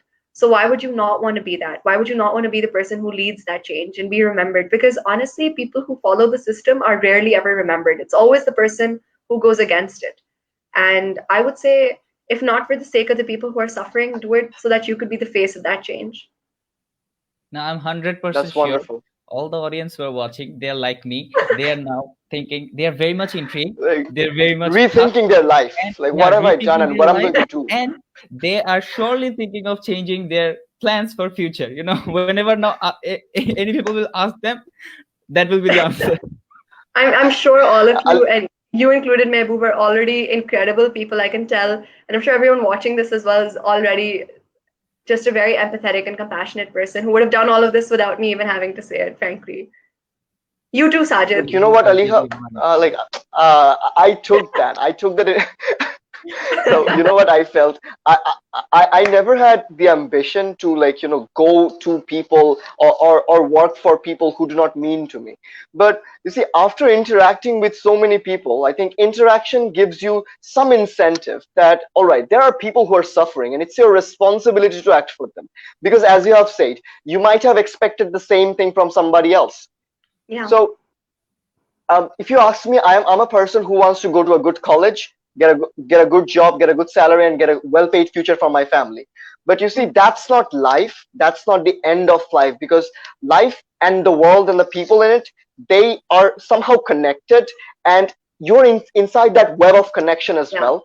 So you need to act as if you exist. and you have to prove your existence, that I surely understand that people who are watching this, the 40 people who are not willing to leave this conversation, are truly feeling at the moment. Really, thank you so much for your answer, Aleha. Like at this point, it's 11:25 in Bangladesh, and most people leave. But we have around 40 participants in the live session, and that's huge. And I think we have to big a huge round of applause for our guest, chief guest of honor, Aleha. The applause is honestly all for you guys and for everyone who stuck around and watched me ramble for like 2 hours. I talk a lot. I'm sorry, but I'm a public speaker. So, Mahbub, you have any concluding remarks, or Aleha, do you have any concluding remarks? I think you left your concluding remarks on your previous question, right? Yes. I just wanted to say thank you for having me. It's honestly been a privilege being here and talking to you and having the outreach that you provided to me. That's really sweet. But honestly, it's always awesome seeing you, Sajid. I always get to meet wonderful people through you. I love interacting with different communities and different people, and this is more of a privilege and an honor for me than it ever should be for any of you, honestly. Like, I'm being dead serious. You see, I think it due to different constraints, we do not get to meet people whom we really need to meet. And I from the day I met you, I thought that I should let other people know that there is someone like Aleha who is very little of age but thinks so much about the world, and that's why I thought you were the perfect person to bring to a live conversation, to conversate with Bangladeshis. I don't know if you had like very good conversations or very wide conversation with Bangladeshis, except for in WSDC, except for that, but and except for the RYC Global competition. But this is the place where people really got to know you from the core of their heart, and I think they will remember you. Like Bangladesh will remember you. At least the people who saw you, the people I know, they will remember. Thank you so much. You need to come here, I would love to come there. I love Bangladesh. As soon as Sajid sends the ticket. Yes, as soon as Sajid sends me the ticket, I'm there, promise. So perfect. More or less, that was all. Sajid, any concluding remarks from your side? I had been concluding my entire speech from the very beginning. So like anything that I say, like the group dad, I sound like I'm concluding my statements. I'm going to sign off. But at the end, I just want to be thankful to Aleha. Like people are calling you Aleha Apu. So Aleha, thank you so much for this your entire time. I know how tiring it can be for a person to be like talking for 2 hours, and at the same time, like you had your previous bookings, you managed time for us. That's so much for us. I think we'll be staying connected. You'll be staying connected to OEMACO, to RYC Global, and all the people who will be reaching out to you for help. And I think that's my end remarks. But be sure about this, guys. I'm really sensitive about my friends, and if you annoy my friends just through my acknowledgement, I'll be very angry. I'll be coming after you with all my devil inside me. Feel free. That's all I have. I'm always open to if you want to talk or if you want to ask me something or anything of the sort. If you want to be friends, Sajid is protective and everything. I'm very open. So. All right, we'll keep that open. I want to say one thing. At first, thank you very much, Aleha, for being with us today. It has been almost 2 hours, and people have learned a lot. I want to say one thing to people: please try to improve yourself. You have that potential. Remember, you have your opinion. You form your opinion. You must express it. And here we had Aleha and Sajid today. I know you are very inspired seeing this too. So please speak up. And OEMACO is also with you too. And also the other forums that has come up presently in this quarantine too. The online events, they will gonna help you a lot. That is very true. I have nothing much. At the end, Aleha, thank you very much again.